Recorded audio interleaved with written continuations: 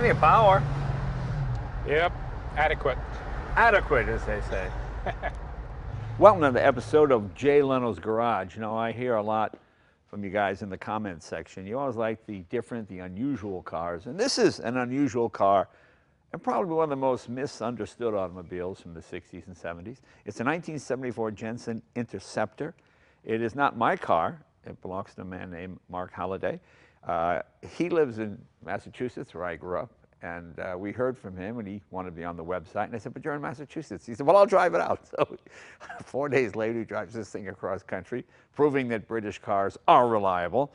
And he's here, and we're going to talk about it. And if you're not familiar with the Jensen Interceptor, fascinating idea, fascinating car. Let's meet Mark. Mark, come on in. How you doing, buddy?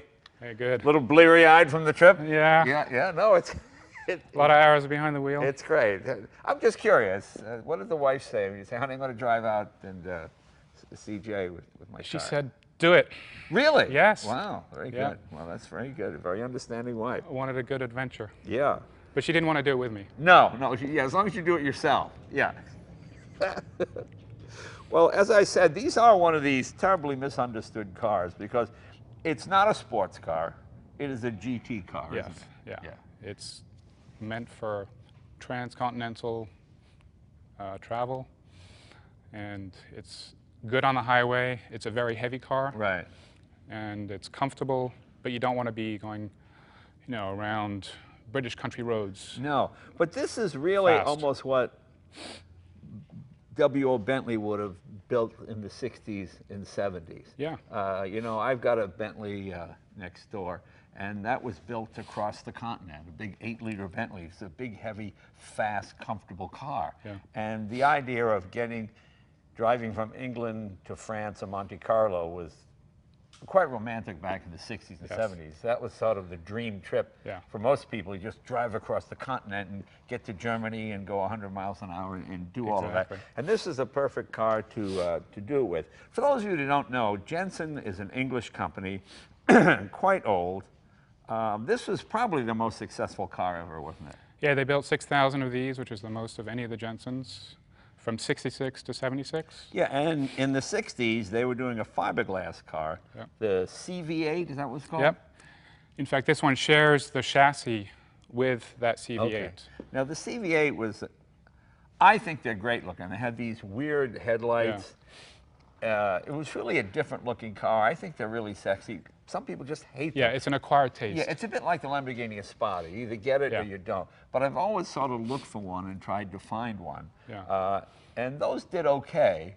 And then they started building this, and being a 4-seater with a Chrysler 440 engine and an automatic transmission. Well, in England, that was just the height of luxury, wasn't it? It's a great combination. Oh, yeah, because this is a massive, most English cars were just one cylinder of this.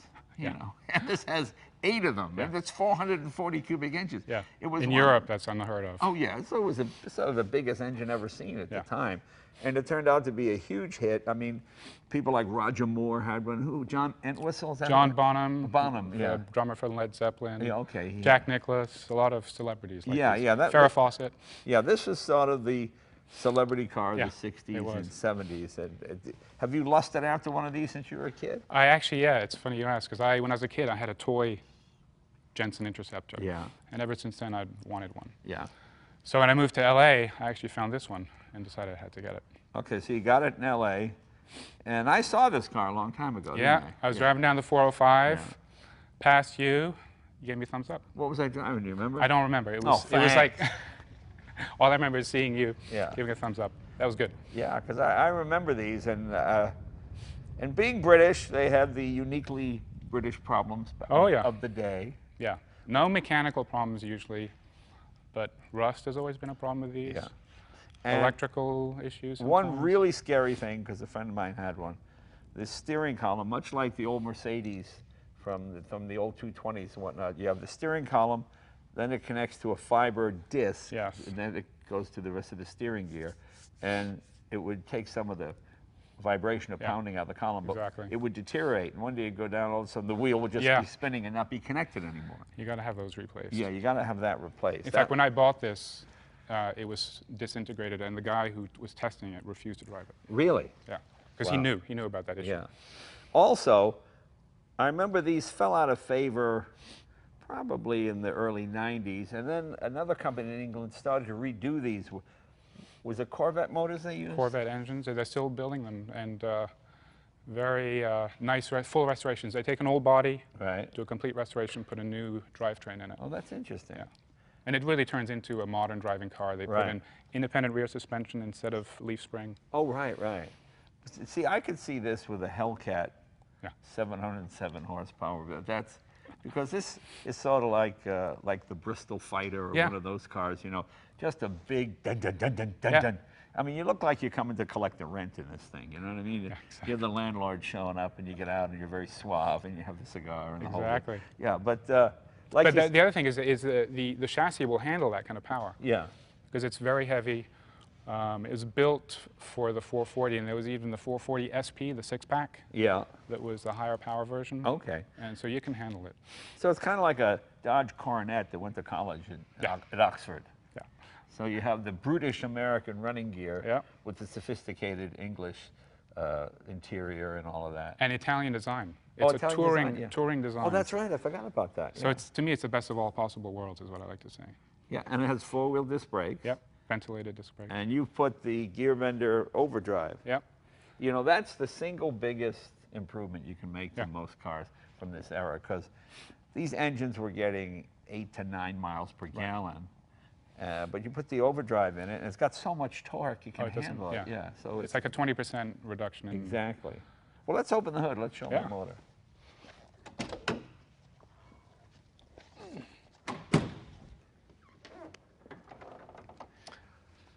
Boy, it takes up the whole engine, doesn't it? It's a big motor. Yep. Big And- motor in a small space. And that air conditioning unit looks like a refrigeration unit for like a meat locker in a hotel. I mean, it's massive. It's a V2 cylinder, two-cylinder. Oh yeah, it's got Oh. the yeah, and that's probably 25 horsepower. You know, I remember I used to drive the old Chryslers that had that, and you get on the road, you turn on the air conditioning, the engine would go boom. Yeah. Because you needed like 15 horsepower to run that thing. You could put a vintage air unit in there. Yep. and The that would- sander, I think it's called the Sandon. yeah, that would work. That would work. That's one thing I've got planned for this. Take some of the weight off the front end. Yeah. Now, what else have you done to the motor? Well, I've done a few things. I had it rebuilt and put in Edelbrock fuel injection. Oh, okay. Which I Oh, like. there we go. Okay, yes, all right. I see. So I can tune it with a laptop or a handheld.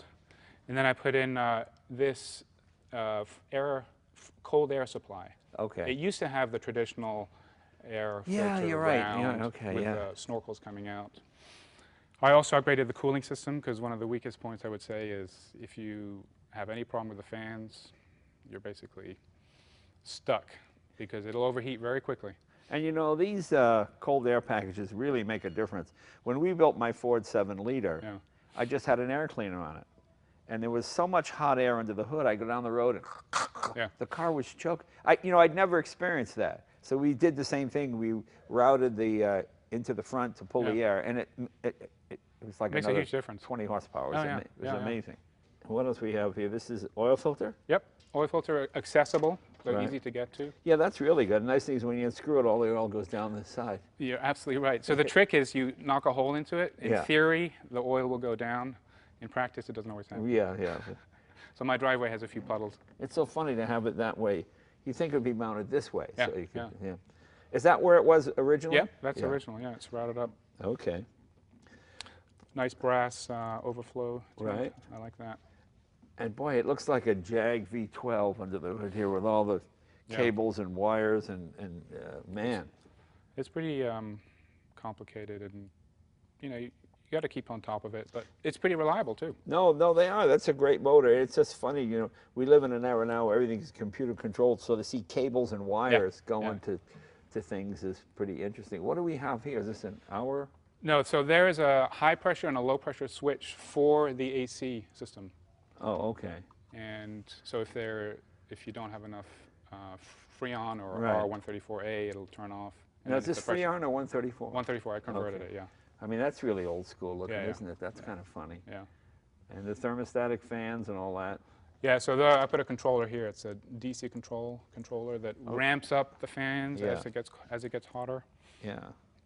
And because of the fact that cooling is so important, I also put an auxiliary fan on the front, Yeah. which I can, if I get stuck, I can turn on. In Massachusetts, you're probably okay. If this car was still in LA, you'd be boiling over all over the yeah. place. Yeah. Yeah.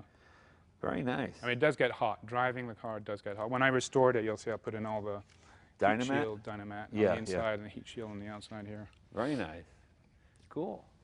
And are the louvers functional? Yeah, Yeah, they are yeah. functional. Yeah, and they're original. All right, there we go. No one's ever really improved on the stick. Yep. Okay, let's bring this down. You know, something I use in my cars that works pretty good is this Evans Cool. Oh, It's a I've heard of that. It's a life of the car coolant. Yeah. You never have to replace a water pump or anything again. So you fill it up with just that? Yeah, you drain all the water out, and then you flush it with this thing that really gets all the water out. Huh. You need every drop of water out of the system. So there's no more, it's not H2O anymore. There's no more oxygen in it. So I know when my V12 Packard over there, I'd had it in there about 15 years, and the water pump was leaking, so I pulled the water pump. And you know how you have that screw that goes through the impeller to hold the impeller, and I thought, oh, I'm never going to get this out. I just, one little turn, because there was no rust, there was nothing bonding it, you know, so it worked pretty good. Let's go through the interior. And of course, classic English interior. Nice leather. Now, what did you say, your sister did the seats? Yep, so my sister wanted a project as I was restoring the body and the outside, and I said, I got one for you, so I'd like you to redo the interior. So I took it all out, put it in my Jeep, drove it down to her house in New Jersey. Wow. And she had it for about a year. It took a while. So she didn't have to do much stitching. The leather was pretty much in good shape, but everything had to be sanded, rejuvenated, and then dyed. How do you get your sister to do that?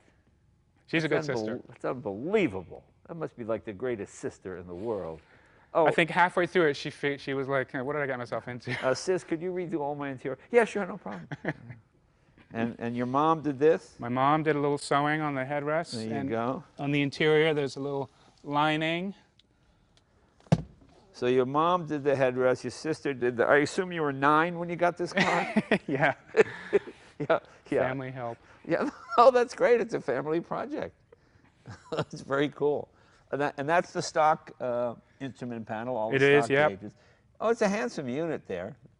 I always like gauges more than idiot lights. And explain what these 2 buttons are here on the steering wheel. So with the overdrive, you need to basically turn it on and off. So those switches, I wanted my own little paddle shifter. Oh, okay. So I have I can turn it on and off from the steering wheel. Is one button up and one button No, they both do the same thing. You click and it goes on, or you click and it goes off. Oh, okay, very cool. And what I like is if you're on the highway and you want to pass, you're just cruising and you want to pass someone, you just click it. It bumps up the RPMs 20%, and you've got the torque. And who put that in? Your grandfather? Was that his? Most of the other stuff is me. Yeah, did you do any work on the car yourself? I'm just curious. No, it's easy. Yeah, quite a bit. Oh, very cool. Okay, and the standard brakes, have you upgraded that, or the standard? No, I felt that it was, the 4 ventilated disc brakes were adequate. Yeah. So I didn't feel like I needed to.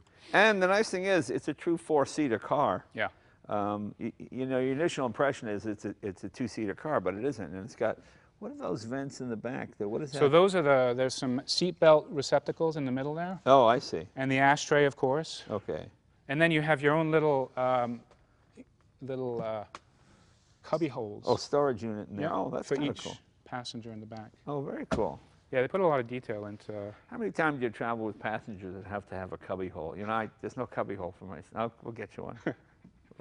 And look, another ashtray here on the door. Yep. So it's pretty safe to assume everybody that owned one of these is dead now from cancer. Yeah. Just from all the ashtrays in it. It is funny when you look at cars in this period and you get in them and that awful smoke smell, you know, it was just a different era. And what has to be the largest piece of glass of any car ever, this window, it's pretty heavy. It must be 200 pounds, isn't it? And it's electric, right? It's got the heated, what do you call, demister? Yeah. Yeah, yeah. Can we open that up? Yep. So the handle is here. Put it up right there. Well, that's pretty good sized trunk. It is, yeah. Yeah. Good enough for 4 passengers. Yeah, that's great. Plus the cubby holes. You know, you gotta Kind of a cubby hole. That's, Got the space. was that the original color of the interior? It was the actual, yeah, that was originally brown. And here's something you beige. don't see anymore, vinyl Yep. roofs. That was also original to this car. Yeah. Although I put a new one on. Same color? Same color, yeah. Yeah. You know, they always charge more for this Yeah. when you bought a car. In the 70s. And they 80s. made more money because if the roofs were not painted properly or there was some imperfection, Yeah. you could just put a piece of vinyl on it and save yourself a fortune and Yeah. then charge people more money Yeah. for that. So it's kind of, yeah, that's one of those lost things you just don't see anymore. I think it suits the body style of this car. Yeah, very much so. Where are most of the Jensen Interceptors? Are they here in the States? Was this their biggest market? It was the biggest market. There are a Yeah. lot here. England, of course, the rest of Europe. But I think the US has got the largest. Are you in the club? I am not in the club. Oh, you're not But in the club. There's a club in England, the JOC. Right. Not in the US, I don't think. Oh, okay. But I'm on a mailing list. So there's a mailing list of Jensen Interceptor owners. And we sort of keep in touch with each Yeah, other. I'm in one of the things where I'm in the club and then I forget to pay the dues and Yeah. then you call them up. Well, you're not in the club. Well, yes, I am. No, Yeah. I'm not. I don't get crazy. Very cool. And the wheels, those are the stock wheels. Stock wheels, yep. Yeah. I always like this when people use the stock wheels. You know, when you put modern mags, and they look so small. What are they, 14s or 15s? These are 15s. 15s, okay. Yeah. Even the 15s look small now. Yeah, yeah. And that was a big wheel back in the day. And of course, the rubber is going to be thicker than it is now when you have those bigger rims. Yeah, but with those tires, it gives you a works. nice, soft, cushiony ride coming across country. And Yeah, like exactly. The leaf springs in the back, nothing sophisticated about Nope. the chassis at all, just basic stuff. Yeah, but it's fantastic. Can we take it for a ride? Let's do it, yeah. Let's do it.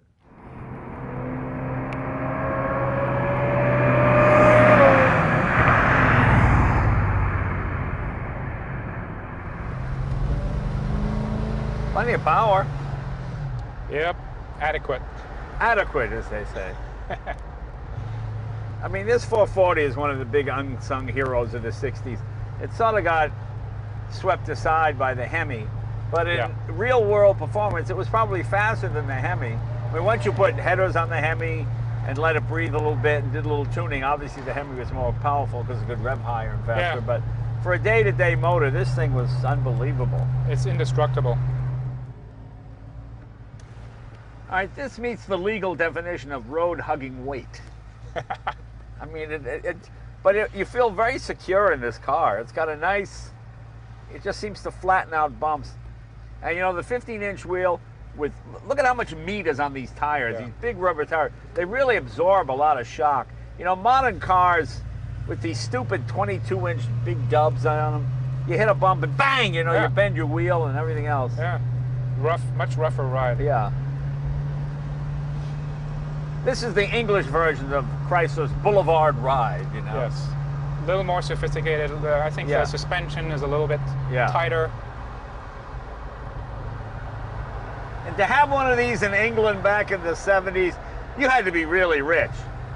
Because when we were paying 50 cents a gallon for gasoline, the English were probably paying $3-4 a gallon back in the 70s. I mean, now they're probably, what, about $6-8 a gallon?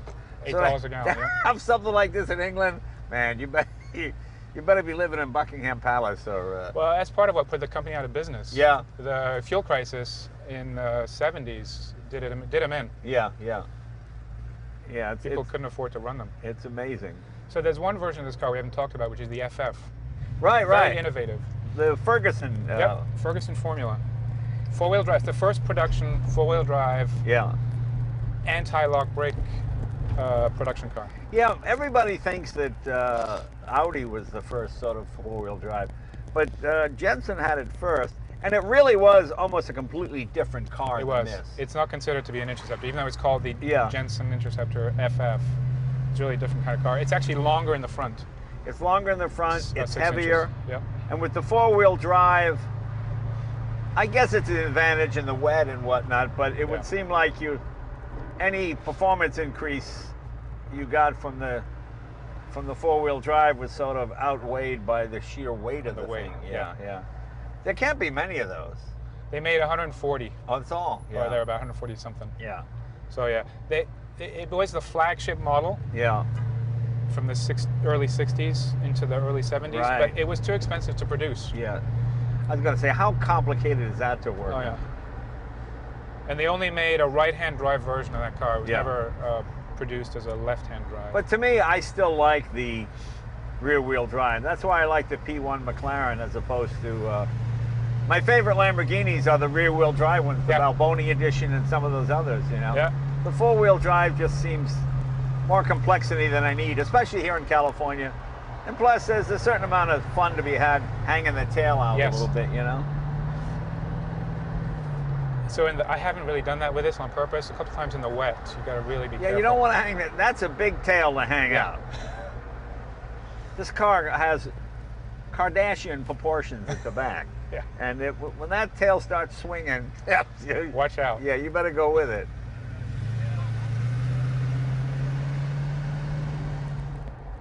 And of course, the engine is actually set pretty far back, so the weight balance is pretty neutral.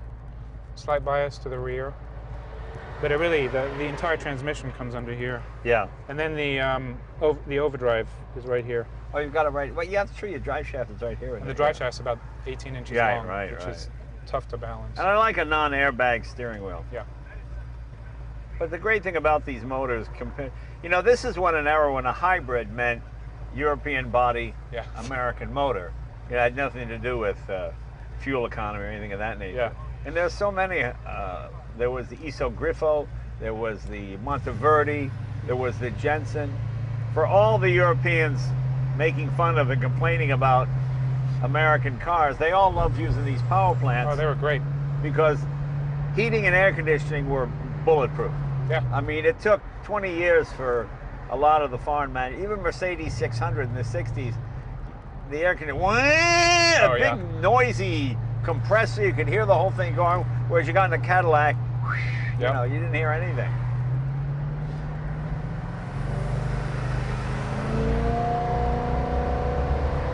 Yeah, there you go. So we just went into overdrive. Just went into overdrive. It's like the Hot Rod Lincoln, this thing. Yeah. I mean, this is the classic example of the very last days of body on chassis. Yeah. You know, they finally got it right. They got it settled. They got it smooth. They got it quiet. Then all the monocoque stuff came in. But these are fun because you can restore them. You know, if you if you hit the front end, it doesn't warp the rear end like it does on modern cars. You know. And there's plenty of leg room. I mean, it's comfortable. I'm a little over 6 feet tall. I got plenty of room in this thing. But this is the classic definition of cruising. It just sort of really made for those wide open spaces. It's such an un-English car built in England. Yeah. You know? It's so different than what... I mean, driving this through the Cotswolds, you get jammed between the cottages, you know? Yeah, forget it. It's meant for the open road like this. Yeah, it just seems so American. So if you want to hit the red button, you can downshift when you're ready. Okay. Hit the red button. There you go. You can fly across continents in this thing. Yeah.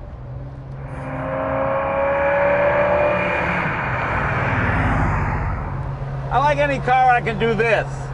That's my biggest beef with the new Camaro. Your arm is up here, you know? All right, let's get up the freeway and we'll cross the continents.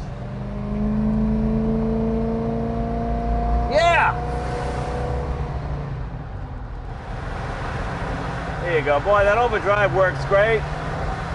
We're doing about 60 or so, turning 2,400 RPM. Highway Patrol noticed the Jensen, pulled over. So the one claim to fame for this car was on the assembly line right next to Frank Sinatra's. Oh, is that right? So we have sequential serial chassis numbers. Wow, so you and Frank are like this now. Yeah. Yeah. Let's go through the dashboard. Let's see what I got. Here's wipers over here. That's a handbrake switch. Tachometer. Right here is your speedometer. Temperature gauge. Oil pressure, fuel. Voltmeter. And of course your clock. And then we got park lights. And what? Go through those. Tell them what the point. So park light. Yeah. High, main lights, fog lights, hazards, demist, right. horn. Horn. You got two horns.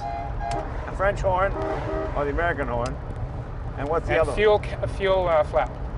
So open the fuel door. Yeah, yeah. And then you have this thing here that you put in. Explain what this is.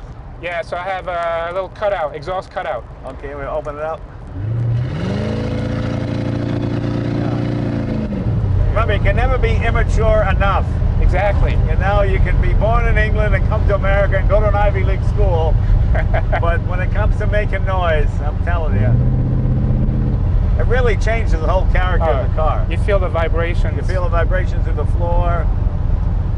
I don't know if it actually frees up a couple of horsepower, but it sounds like it does. It sounds and a lot that's more all powerful. that counts. Yeah! And then when the cops come, you shout, "No, I'm sorry. Yes, some hooligans went by a minute ago in some loud automobile, but I have no idea who they are."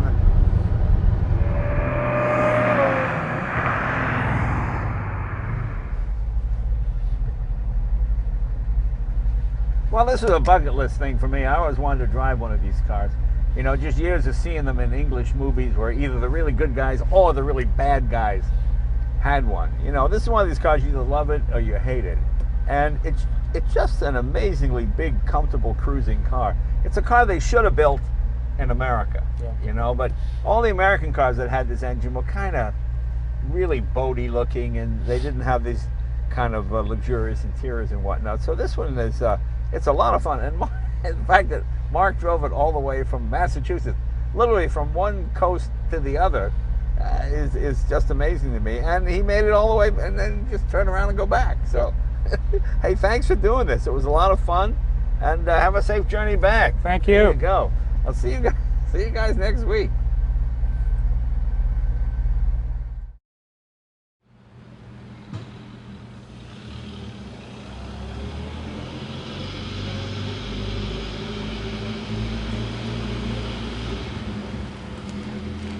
Mm-hmm.